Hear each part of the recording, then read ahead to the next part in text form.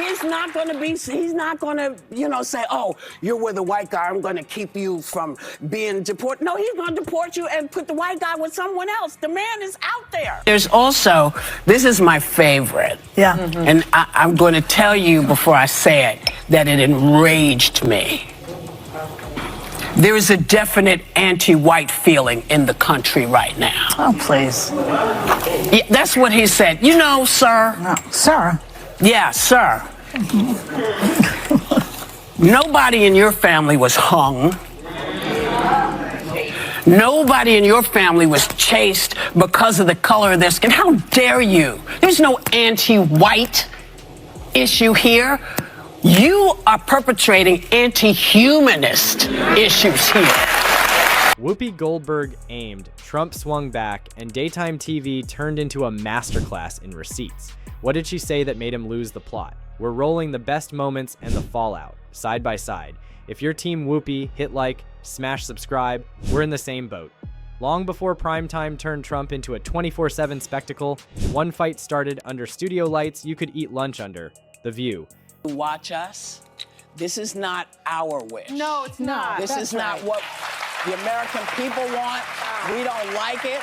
We don't like how it's being, we don't like how this is being done. That's why you will hear us kvetching about this as long as we are able, because no one we're talking to understands what's going on, and therefore, when they say America, they're not talking about us. They are talking about that very narrow band of America that they think they represent, that I think they don't realize they're starting to lose. No smoke machines, no arena chants, just a round table, hot coffee, and Whoopi Goldberg calling nonsense by its baptismal name. The opening bell most people remember lands in 2011 when Trump was peddling the birther lie like it was a collectible. Whoopi didn't do the polite both sides dance. She stared into the camera, tore the varnish off the talking point, and told the audience exactly why it smelled. So as birth rates continue to decline in America, the White House is looking into offering $5,000 cash bonuses, expanded access to IVF, along with other incentives for women to have more babies. Why? And, okay.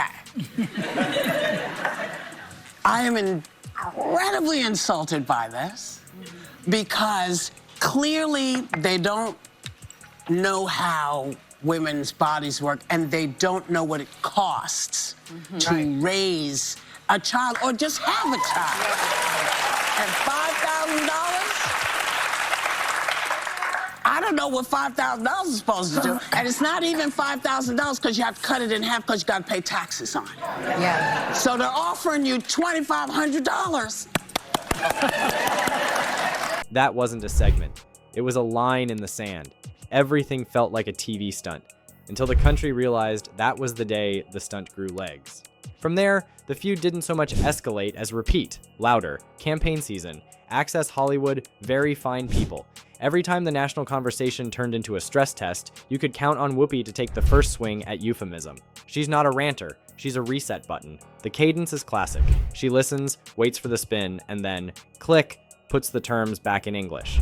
And it's, to me, when he's talking to other countries and telling them what to do, when he's talking to everybody but us, I have a little bit of a problem with that. I just feel like, listen, I'm glad you did all of that. I'm glad these hostages are home. I'm glad. Right. I'm glad you want to now flip back and say, hey, we're going to take care of Ukraine. Okay. But you need to take it. I said, oh, but you need to get your behind in gear here. And stop making trouble in Chicago and places like that. You know what? If you are the president of the United States, act like the president of the United States. I appreciate all the stuff you're doing, but this is not. But I feel like he wants to be king of the world. This is my opinion. No, he likes the Republicans. He'll help Republican states. I don't know it's Democratic states. The Republican states are the ones that are going to lose health care. Daytime viewers saw something cable rarely delivered. A woman who has seen enough saying, out loud, what the room is pretending not to understand. Everything looked like another day in TV land until May 2019 hit and Daytime dropped the bleeps. You heard them pop, pop, pop over Whoopi and Joy as they shredded the White House's latest cocktail of insults and hypocrisy. Daytime shows aren't built for bleeps. They're built for gentle nods and celebrity cozies. Not that day. You know, you can't refute anything with him because he just, when I say him, I mean... He rambles. Trump. Yeah. He tends to just... But can I mention one thing? The censors worked overtime and the clip raced across timelines because it told a simple truth. If you act out long enough, even the polite shows stop whispering. The bleeps weren't rude, they were punctuation. Here's your first cliffhanger. For a while, Trump treated The View like a mosquito. Annoying, ignorable, a thing to swat between rallies. That was working until November 2019, when Donald Trump Jr. walked into the hot seat and discovered the couch bites back. Crosstalk, audience heat. You know, Whoopi Goldberg said, would you participate in a movie? She made some movie on basketball. This was before I ran for politics. She said, oh, you're so great. If you ever ran for president, you'd win. Politics can do strange things to demented people. Now, I've hired Whoopi to work for me as a comedian before this stuff, and a long time ago. And I went. And, you know, I'm not particularly shy about what I hear. Her mouth was so foul. She was so filthy dirty, disgusting. Half the place left. I said I'd never hire her again. Why did they play that? They're so arrogant that they would play him really embarrassing her because he is genuine about what he's saying. Now listen to her response. It's embarrassing. Well, thank you for watching. She's bothered. As it turns out, I was filthy. I was filthy. And stand on that fact. I have always been filthy. And you knew that when you hired me. I headlined, babe, at your casino, which I might have continued to play had you not run it into the ground. Exactly. But he does that. You know, listen, how dumb are you? You hired me 4 times. You can go to William Morris and get the things, because I know you all are going to be looking for it. So talk to William Morris. You hired me 4 times, and you didn't know what you were getting? How dumb are you? The sort of daytime chaos that makes network execs reach for antacids. Years later, Jr. would reignite that moment online with fresh claims about what happened off camera. The point isn't the allegation, the point is persistence. This table lives rent-free in that family's head because it refuses to join the costume party. Fast forward to fall 2024, and the Feud graduates from simmer to boil. Trump tries to turn a rally into a roast, hurling dirty and demented like confetti at Whoopi and the panel. Next morning, Whoopi brings the receipts to breakfast. So is this, I mean, there's also, this is my favorite. Yeah. And I'm going to tell you before I say it that it enraged me. There is a definite anti-white feeling in the country right now. Oh, please. Yeah, that's what he said. You know, sir. No. Sir? Yeah, sir. Nobody in your family was hung. Nobody in your family was chased because of the color of their skin. How dare you? There's no anti-white issue here. You are perpetrating anti-humanist issues here. So the question is he the future? Is he the future? Well, I gotta ask. Yeah.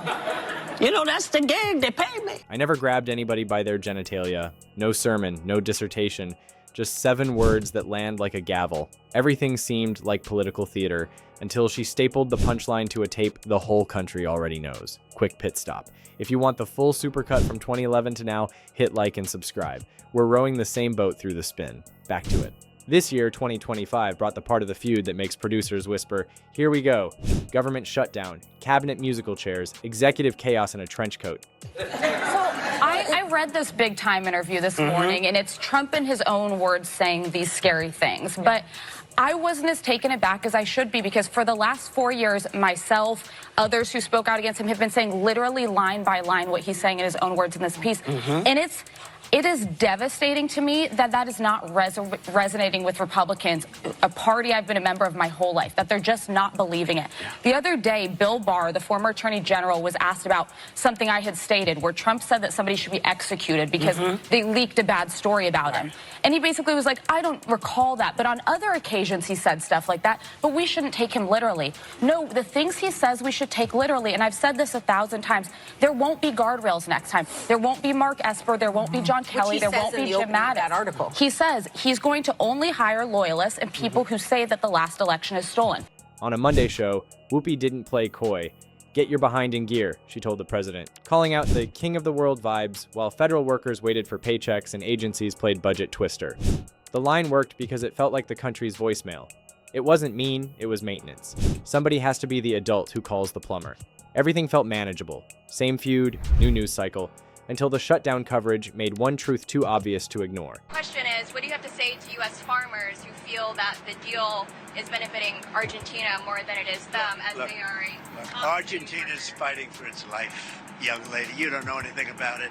They're fighting for their life. Nothing's benefiting Argentina. They're fighting for their life. You understand what that means? They have no money. They have no anything. They're fighting so hard to survive. If I can help them survive in a free world, I happen to like the president of Argentina. I think he's trying to do the best he can, but don't make it sound like they're doing great. They are dying, all right? They're dying. What do you mean by being? When things break, the showman performs. The grown-ups fix. Whoopi's chair is the fix-it chair. She's been in the business long enough to know when a segment asks for fireworks and when it asks for a fuse. That's why her clashes sting more than most. She doesn't ask you to boo, she asks you to remember. Let's rewind the greatest hits the way we'd cut them for the real. Act 1, 2011. Birtherism meets a brick wall. Whoopi takes the frame back from conspiracy and makes it about standards. Sexual misconduct allegations seem not to matter anymore. It seems like unless you have a sexual misconduct allegation, you can't be in the cabinet. That's true. I mean, that's what it's looking like because, I mean, was it 11 people? And maybe one of the 11 doesn't have something going on? Years ago, I think it was Cindy Adams used to have these parties, and they'd say, if you're not indicted, you're not invited. And it reminds me of this, in a way. It's like, oh, let's see, who's accused of sexual assault? Put them in the cabinet. And they're like, pick me, pick me. Does this pass the smell test? No? Then stop acting like it does. Act 2, 2019. The bleeps, not because daytime prefers drama, because daytime ran out of synonyms. Act 3. The rally and the clapback. Trump swings with dirty, and Whoopi answers with a phrase that lives in the National Archive. Act 4. Right now, the shutdown. Get your behind in gear. You can hear the studio audience nod even off mic. And think about this. She did this in 2 months. Yeah, no. She did this in 2 months. She left it all on the field. Yes, she look, did. she, you know, everybody can always say, oh, she should have done this, she should have done this, She did what she did. She was everywhere. She talked to everybody. And people didn't come out. I don't know why, and it doesn't even matter. He's now the president. I'm still not going to say his name. Here's the rhythm that keeps exposing the act. Monday, the man on the podium sells grievance as governance. Tuesday, the orbit rebrands merchandising as movement. Wednesday, a new post spins the scoreboard into a conspiracy. Thursday, the family performs victimhood as if ring lights bestow courage. Friday, Daylight TV plays the tape back, cleans the syntax, and calls the pageantry by its name. Saturday, the online swarm tries to drown the clip in noise. I'm feeling, listen, there's nothing I can do about anything until I know what there is something to do something about. So I am not going to give any more angst or uncomfortableness, but I will point something out. And I'm reluctant to do it, but I have to. And that is this. When we showed that piece of him with the microphone yesterday, it bothered me all day and I couldn't figure out why, and I figured it out this morning. I don't want to hear any more parents out there nervous about what their children are being taught, frightened by drag queens reading books to your kids. Sunday, the clip is still there. Still clean, still true. Everything worked for team spectacle until the receipts started rhyming. That's the power of daytime repetition. In late night, the zinger steals the show. In daytime, the pattern does. Whoopi doesn't need a killer line every episode. She needs the same question delivered at the right temperature. Why are we pretending this is normal? That repetition turns headlines into habits, and habits are hard to sell once someone names them. If what you saw him do did not disgust you enough to protect your kids, I don't want to hear from you anymore. Yeah. You know? And you were at that rally. Well, I just felt like, you know what? All of that mishigas about we're concerned about our children, and not a peep out of anybody. Not the evangelicals, not the mothers against whatever, none of them. Rubio, and I just thought, so that's okay with you, but somebody who's encouraging your kid to read is not. Right. It freaked me out. Let's talk about the shape of their animosity, because this isn't just personal. Trump is a creature of applause. Whoopi is a creature of accountability. He believes volume wins. She believes clarity does. He turns every criticism into proof of his importance. She turns every brag into proof of her point. He wants to be graded on vibes. She insists on verbs. That philosophical clash is why the feud never dies. It's not two celebrities sniping. It's two worldviews refusing to share a dictionary. You know, he's not for the people. No. You know, he's not for any people. He's not for Republicans. I don't know what he's doing, except he is trying to stay out of jail. He's swimming as fast as he can.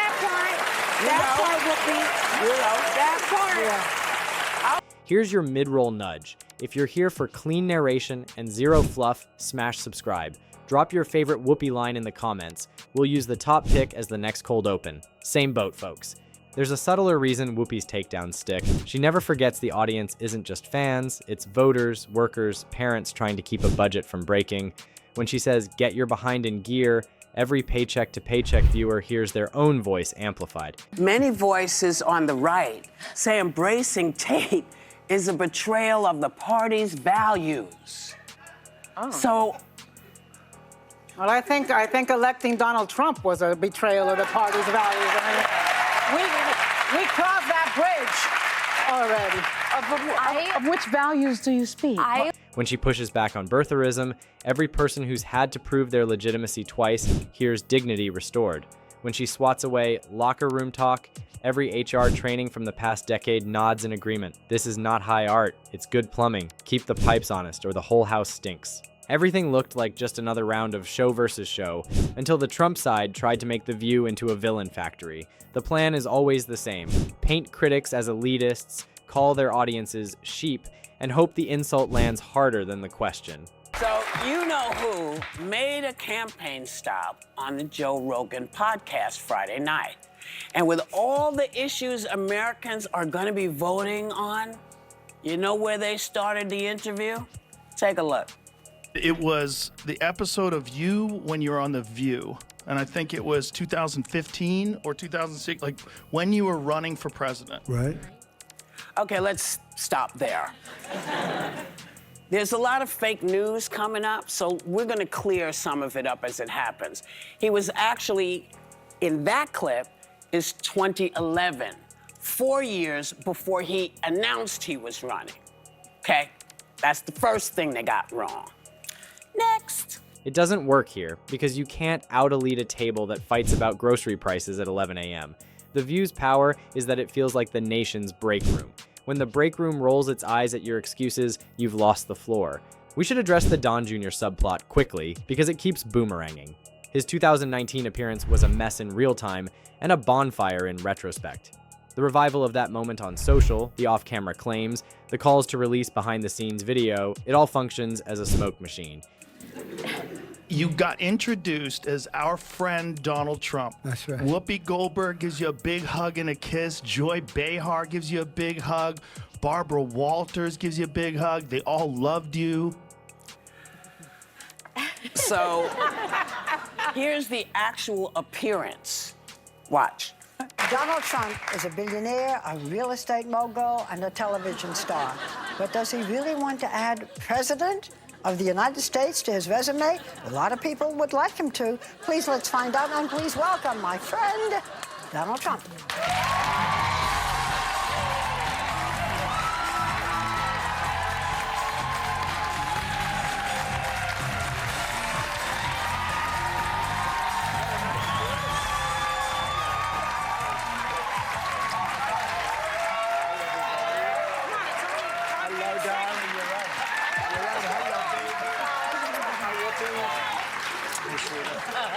We're so happy to have you. Whenever you're on with us, we're very happy. So, Barbara was her usual polite self, as she was with every guest. But did I look warm and fuzzy? Was that a warm and fuzzy welcome from her? She didn't need an ambush. She needed a chair, a camera, and the courage to keep using words the country still recognizes. He tried nicknames, she tried nouns, he tried volume, she tried values, and every time he pushed the stagecraft a little further from reality, she tugged it back into a sentence anyone's grandmother could understand. If you want more narrations that cut this clean, no fluff, no spin, tap like, hit subscribe, and tell us your favorite Whoopi moment. We'll fold the top pick into the next cold open. Same boat, folks. See you in the next cut.